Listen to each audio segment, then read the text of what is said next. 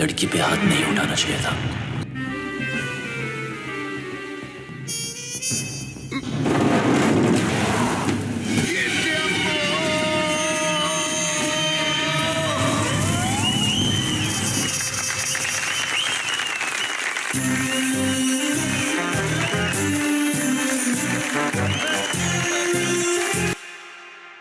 सबका स्वागत है।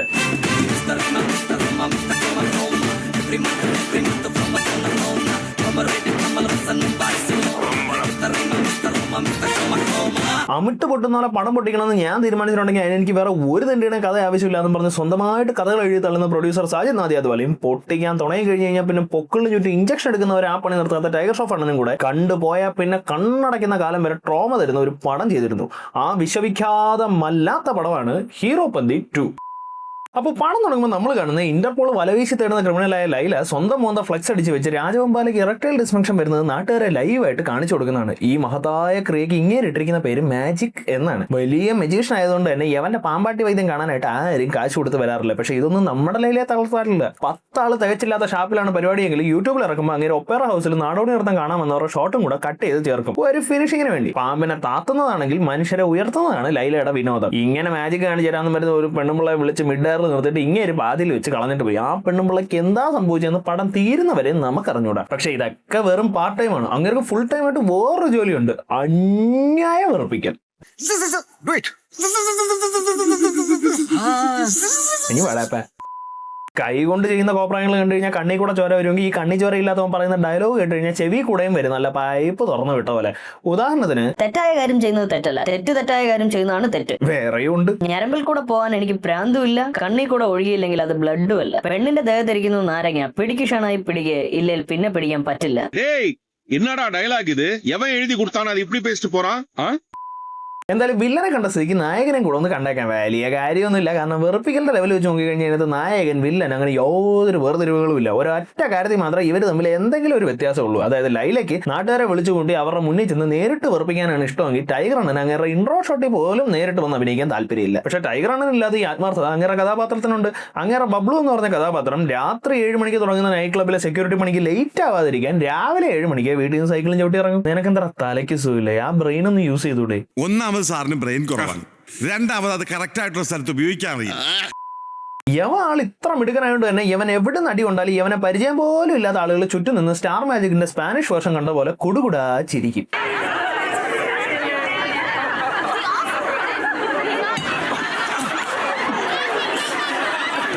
ഇതെല്ലാം ഇവന്റെ തള്ളയുടെ പ്രാർത്ഥനയുടെ ഗുണമാണ്. അവര് രാവിലെ എഴുന്നേറ്റ് പ്രാർത്ഥിക്കുക, എന്റെ മോന് നല്ലത് വരുത്തണേ, എന്റെ മോന് നല്ലത് മാത്രം വരുത്തണേ. ദൈവം മെസ്സേജ് കറക്റ്റ് ആയിട്ട് റിസീവ് ചെയ്തിട്ട് അവൻ അപ്പൊ ഓരോ അടിയും കൊടുക്കും. കാരണം എവര് ശരിക്കും അവന്റെ തള്ളയൊന്നും അല്ലെന്നേ. ജന്മന ബബ്ലുവിന് തന്തയില്ല. പിന്നെ ഈ തള്ള എവരെ ഈ മുതുകൻ അവന്റെ 30ാമത്തെ വയസ്സിൽ കഥവ് കൊട്ടി കയറി ചെന്നിട്ട് അമ്മയുടെ കാലിനിടയിൽ സ്വർഗമുണ്ട്, എനിക്ക് ആ സ്വർഗം ഒന്ന് കാണിച്ചു തരാമെന്ന് ചോദിച്ച് വാടകയ്ക്ക് എടുത്താണ്. നിന്നെ കണ്ടപ്പോഴേ എനിക്ക് തോന്നി നേരെ ചുവയുള്ള തന്തയ്ക്കും തള്ളയ്ക്കും ജനിച്ചല്ലെന്ന്. പക്ഷെ വാടകയ്ക്ക് എടുത്താണെങ്കിലും ടൈഗർ അണ്ണനോട് അമ്മച്ചിക്ക് ഭയങ്കര സ്നേഹമാണ്. അതുകൊണ്ട് റോട്ടെ കൂടെ പോണ അടി മുഴുവൻ മേടിച്ച് കൂട്ടിയിട്ട് അത് വെറും സ്ക്രാച്ച് ആണെന്ന് ടൈഗർ അണ്ണൻ പറഞ്ഞാലും അമ്മച്ചി അതങ്ങനെ വെറുതെ വിടാറില്ല. നിനക്കറിയാമോ, സ്ക്രാച്ച് ചെയ്യുന്ന മുറിവുണ്ടാവും, മുറിവിൽ നിന്ന് പഴുപ്പുണ്ടാവും. ആ പഴുപ്പ് പിന്നെ നിന്റെ ദേഹത്തോട്ട് കയറും. പിന്നെ പതിയെ നിന്റെ ഈ ശരീരം പുഴുത്ത് ഇതിനെക്കാലം ഇവര് മരിക്കുമെന്ന് എഴുതിയാ പോലും. അപ്പൊ യവന്റെ വാടക തള്ളയ്ക്ക് യവ അവരെ വിട്ടിട്ട് പോകുന്ന ഭയങ്കര പേടിയാണ്. അവരെപ്പോഴും അവനോട് പറയും അയ്യോ മോനെ പോലെ എന്ന്. എന്നിട്ട് യവ അടിയും കൊണ്ട് ജോലിയും കളഞ്ഞു വന്നതിന്റെ പിറ്റേ ദിവസം വെളുപ്പിന് എഴുന്നേറ്റ് ഇവൻ അവനോട് പോലും പറയാതെ എങ്ങോട്ടോ സ്ഥലം വിടും. വാടക തള്ളയാണ്ട് വാടക കിട്ടാത്തതുകൊണ്ട് കളഞ്ഞിട്ട് പോയതൊന്നല്ല, വാ പറ്റിച്ചെന്ന് പ്രാർത്ഥിച്ചിട്ട് മോനെ രക്ഷിക്കാൻ എന്തുകൊണ്ടാണ് ദൈവം വരാത്തതെന്ന് അമ്മച്ചി കുത്തിയിരുന്ന് ആലോചിച്ചു. അപ്പോഴാണ് അവർക്ക് ആ ബഗ് മനസ്സിലായത്. ലണ്ടനിലുള്ള മോനെ രക്ഷിക്കണമെന്ന് ഇന്ത്യൻ ദൈവങ്ങളോടല്ലേ അമ്മച്ചി പ്രാർത്ഥിച്ചേ. ഇന്ത്യൻ ദൈവങ്ങൾക്ക് ലണ്ടനിൽ കവറേജ് ഇല്ലല്ലോ. അതുകൊണ്ട് ഇന്ത്യൻ ദൈവങ്ങൾക്ക് കേൾക്കാൻ പറ്റുന്ന രീതിയിൽ പ്രാർത്ഥിക്കാനായിട്ട് അവർ രായ്ക്ക് രാമനെ ഫ്ലൈറ്റ് പിടിച്ച് ഇന്ത്യയിലോട്ട് പോയതാണ്. നല്ല ദൈവം നോക്കി പ്രാർത്ഥിച്ചോട്ടെ അല്ലേ. എന്റെ ആറ്റുകാൽ ഭാസ്കര, അങ്ങനെ ഒരു ദൈവം ഇല്ല, ഇത്തരം സന്ദർഭങ്ങളിൽ ഇല്ലാത്ത ദൈവത്തെ വരെ വിളിച്ചു പോകും. അപ്പൊ പടം തുടങ്ങി 10 മിനിറ്റ് ആയിട്ടുള്ളെങ്കിൽ ആദ്യം വന്നവനെ പിന്നെ വന്നവൻ വെറുപ്പിക്കൽ ഇങ്ങനെ ഓവർടേക്ക് ചെയ്തോണ്ടിരിക്കില്ലേ. അപ്പൊ ആ രീതിക്ക് യാതൊരു മാറ്റവും വരുത്താതെ നമ്മുടെ അടുത്ത എൻട്രി നായിക താര ചേച്ചി. ചേച്ചിയുടെ character the youngest UK born self made billionaire ആണ്. ഇത് ഇതേപോലെ തന്നെ പറയണം എന്ന് ചേച്ചി പ്രത്യേകം പറയാൻ പറഞ്ഞു. The youngest UK born self-made billionaire. പിന്നെ കണ്ടാൽ തന്നെ അറിയാലോ, തലയ്ക്കകത്ത് 10 ബംഗാളികൾക്ക് കഞ്ഞി വെച്ച് താമസിക്കാനും മാത്രം ഫ്രീ സ്പേസ് ഉണ്ടെങ്കിലും അഹങ്കാരത്തിന് യാതൊരു കുറവുമില്ല. അതുകൊണ്ട് ഇത് മനസ്സിലാക്കിയ നമ്മുടെ AR റഹ്മാൻ സാർ BGM ഒരു പെടപടച്ചിട്ടുണ്ട്. Don't question my desires. ഇപ്പൊ ഈ ക്വസ്റ്റ്യൻ ചെയ്യരുതെന്ന് പറഞ്ഞ ഡിസയേഴ്സ് എന്താണെന്ന് അറിയാമോ? ടൈഗർ അണ്ണൻ. അതിനങ്ങനെ ഇന്ന സമയവും കാലമൊന്നുമില്ല. ഒറ്റയ്ക്കുള്ളപ്പോഴും പാൻറ് പിടിച്ച് വലിക്കും, 4 ആൾ കൂടുന്ന കവലയിൽ വെച്ചും പാൻറ് അഴിപ്പിക്കും. ടൈഗർ അണ്ണന് തീരെ താല്പര്യമില്ലെങ്കിലും നിർബന്ധിച്ച് പാൻറ് അഴിപ്പിച്ചിട്ട് തപ്പിയ സാധനം ഇവിടുന്ന് കിട്ടിയില്ലെങ്കിൽ വാട്ട വെള്ളം എടുത്ത് മോന്തയ്ക്ക് ഒഴിക്കും. ഇതെന്ത് തരം വള്ളിയാടോ? വാഴ പോടാ അവിടുന്ന്. ആഫ്രിക്കൻ ദ്വീപുകളായ സുമാത്ര, ജാവയിൽ മാത്രം കണ്ട ഒരു പ്രത്യേകം പായലാണോ ചോദിച്ചത്? എനിക്കും അത് തോന്നി. പക്ഷെ ഈ കാണുന്ന പോലെ അല്ല ഇവർ തമ്മിലുള്ള ബന്ധം. പണ്ടെന്ന് വെച്ച് കഴിഞ്ഞാൽ ഒരു 730 ദിവസം മുമ്പാണ് ഇവർ തമ്മിൽ ആദ്യമായിട്ട് കാണുന്നത്. അന്ന് താര ചേച്ചിയുടെ അപ്പോഴത്തെ ബോയ് ഫ്രണ്ട് ചേച്ചിയുടെ പെർമിഷൻ ഇല്ലാതെ പെർമിഷൻ ഇല്ലാതെ ചേച്ചിയെ ഒന്ന് തൊട്ടോന്ന് പറഞ്ഞ് ചേച്ചി ബോയ് ഫ്രണ്ടിനോട് ദേഷ്യപ്പെട്ടിട്ട് ഓടി വന്ന് തന്റെ പണിയെ നോക്കി ഒരു മൂലയ്ക്ക് ഇരുന്ന ടൈഗറിനെ പിടിച്ച് അങ്ങ് കിസ് ചെയ്തിട്ട് 17,000 രൂപ എടുത്തങ്ങ് കൊടുക്കും. ചോദിക്കാതെ വന്ന് കിസ് ചെയ്തതും പൈസ കൊടുത്തതൊക്കെ ടൈഗറിനെ അങ്ങ് സഹിക്കും. പക്ഷെ 2,000 ഒറ്റ നോട്ടായിട്ട് തന്നു കഴിഞ്ഞാൽ ചേഞ്ച് അവളുടെ തന്ത കൊടുക്കും. അതുകൊണ്ട് എപ്പോൾ കൊടുത്താലും ചേഞ്ച് ആയിട്ട് വേണം കൊടുക്കാനെന്ന് പറഞ്ഞു കഴിഞ്ഞാൽ ചേച്ചിക്ക് മുടി കിടക്കുന്നതുകൊണ്ട് കേൾക്കാൻ പറ്റാത്തതുകൊണ്ട് ടൈഗറാണ് ചേച്ചിയെ പിടിച്ച് അങ്ങ് കിസ് ചെയ്യും. എന്നിട്ട് ബാർട്ടൻഡർക്ക് കിട്ടിയ 1 രൂപയും കൊണ്ട് ചേർത്ത് 17,001 രൂപയായിട്ട് അങ്ങ് കൊടുക്കും. ഞാനേ പെരിയ തറ, ഇവ എന്നെ ഇവിടെ പെരിയ തറ എന്ന് മനസ്സിലായപ്പോഴത്തേക്കും ചേച്ചിക്ക് പ്രണയം പൂത്ത് ചെയ്യുകയാണ് മക്കളെ. ആ പൂപ്പൽ വ്യക്തമായിട്ട് ഒപ്പിയെടുക്കാനായിട്ട് ജാക്സൺസ് അലുമിനിയത്തിന്റെ പരസ്യം പോലത്തെ ഒരു പാട്ട്. അപ്പൊ ഇങ്ങനെ പ്രേമത്തിലായ തങ്കക്കുടം പോലത്തെ ഒരു പെണ്ണിനെയും കളഞ്ഞ് വാടകയ്ക്ക് ഒരു തള്ളയെടുത്താണ് ഇവൻ ലണ്ടനിലോട്ട് വന്നത്. ഇപ്പൊ ലണ്ടനിലുണ്ടായിരുന്ന തള്ള ഇന്ത്യയിലോട്ടും പോയി, ഇന്ത്യയിലുണ്ടായിരുന്ന കാമുകി ലണ്ടനിലോട്ടും വന്ന് ഇവനെ മനസ്സിലാക്കുകയും ചെയ്തു. അപ്പൊ ഐഡന്റിറ്റി പുറത്തായ സ്ഥിതിക്ക് ഇനി പുറത്ത് നിൽക്കുന്ന ഡേഞ്ചർ ആണെന്ന് മനസ്സിലാക്കിയിട്ട് ടൈഗർ അണ്ണൻ പൊട്ടങ്ങളി നിർത്തിയിട്ട് ലണ്ടൻ തെരുവുകളിലൂടെ ആഞ്ഞ് സൈക്കിൾ ചവിട്ടും. ആ സിറ്റുവേഷന്റെ സീരിയസ്നെസ് നമുക്ക് അതേപോലെ മനസ്സിലാക്കാനായിട്ട് AR റഹ്മാൻ ഒരു BGM ഇട്ടിട്ടുണ്ട് മോനെ. ഓഫ്.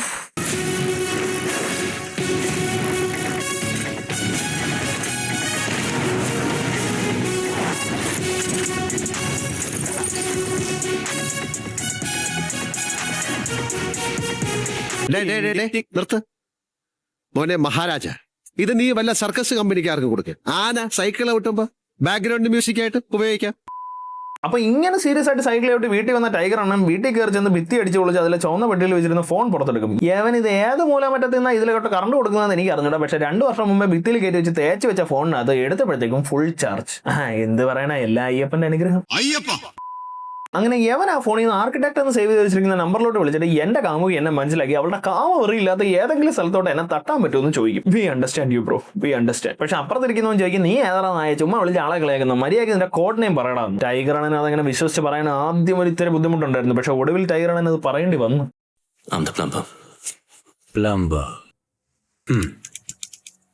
താനെന്തോ ഈ സെർച്ച് ചെയ്യുന്നേ?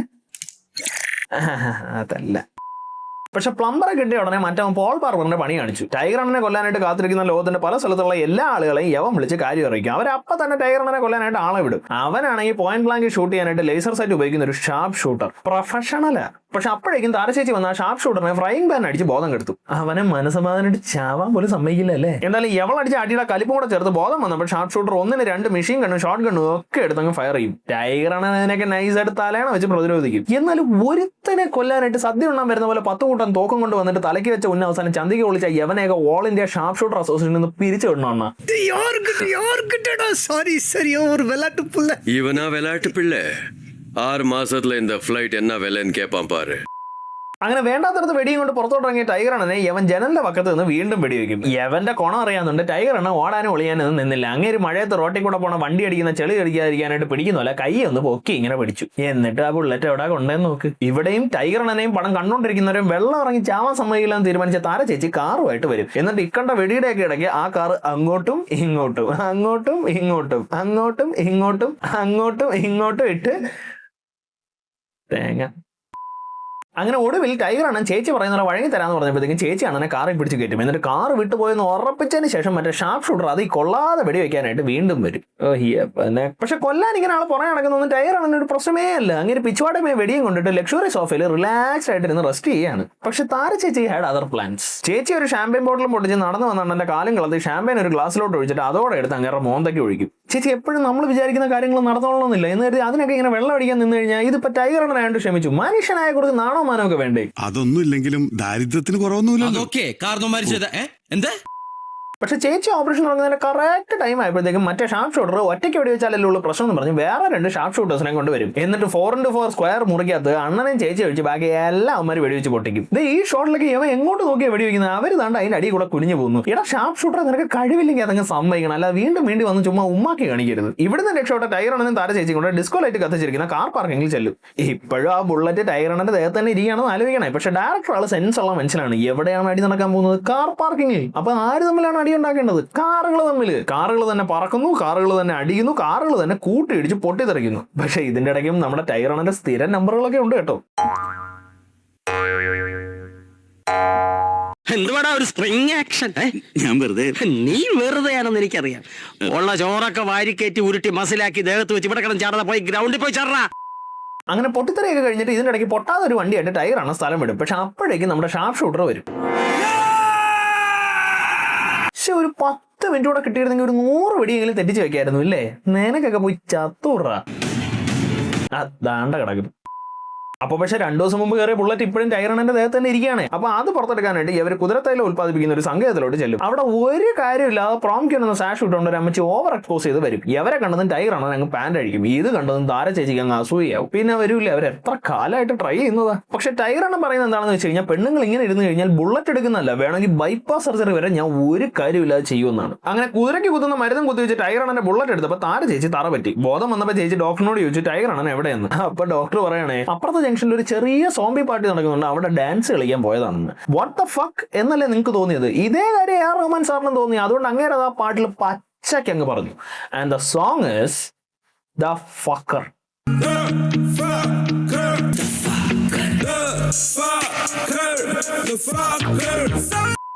അങ്ങനെ ടൈറാണ് സ്വയം ഫക്കർ എന്ന് പാടി ആസ്വദിച്ച് ഇങ്ങനെ വരുമ്പോഴത്തേക്ക് അവിടെയും വില്ലന്മാർ വരും. അങ്ങനെ ടൈറാണ് കൊട്ടാരത്തിന് മുന്നിലുള്ള ഡാൻസ് നിർത്തിയിട്ട് നടയിൽ നിർത്തിയ ട്രെയിനിൽ കയറും. പക്ഷെ വില്ലന്മാർക്ക് ട്രെയിൻ മിസ്സായെന്നേ. Just miss. ഇവിടെ വെച്ച് ടൈറാണ് ലൈലെ പോലെ ഓരോ മാജിക്കുകളൊക്കെ കാണിക്കും. റെഡ് ട്രെയിനിന്റെ മോളിൽ കൂടെ ചാടിയിട്ട് അണ്ണൻ കാല് കുത്തിയത് അത് ബ്ലൂ ട്രെയിൻ ആവും. ട്രെയിൻ പോണ വഴിക്ക് ഒരു പാലം കണ്ടുകൊണ്ട് അതിലിടിയായിരിക്കാനായിട്ട് ടൈറാണ് താഴോട്ട് ചാടണം. പക്ഷെ അങ്ങേര് സുറയിലെ ദളപതിയെ പോലെ ട്രെയിനിൽ നിന്ന് പാലത്തിന്റെ മുകളിലോട്ട് എടുത്തൊരു ചാട്ടം ചാടിയിട്ട് പിന്നെ താഴോട്ട് ചാടും. സാധാരണ ഒരു പടമായിരുന്നെങ്കിൽ നേരത്തെ താഴോട്ട് ചാടിയാൽ പോരായിരുന്നു എന്ന് ഞാൻ ചോദിക്കും. പക്ഷെ ഇത് ടൈറാണിന്റെ പടമായിട്ട് ഞാൻ ചോദിക്കുന്നില്ല. കാരണം ഇതാ വിട്ട അവർക്ക് വേറെ എതുമേ തെരിയാതില്ല. പക്ഷെ ഈ വെളുത്തരൊന്നും ഒരു മെയിൻ കൊണ്ടൊക്കെ ഇഷ്ടപ്പെട്ടില്ല. അങ്ങനെ കത്തി എടുത്ത് ടൈറാണിന്റെ പള്ളക്കിട്ട് പ്ലാച്ച് എന്ന് പറഞ്ഞ് വെട്ടും. അണ്ണം വർക്കൗട്ട് ചെയ്യുന്നുണ്ട്, വയറ് കയറിയില്ല, പകരം ഷർട്ട് കയറി. കാരണം ഷർട്ട് വർക്കൗട്ട് ചെയ്യാറില്ലല്ലോ.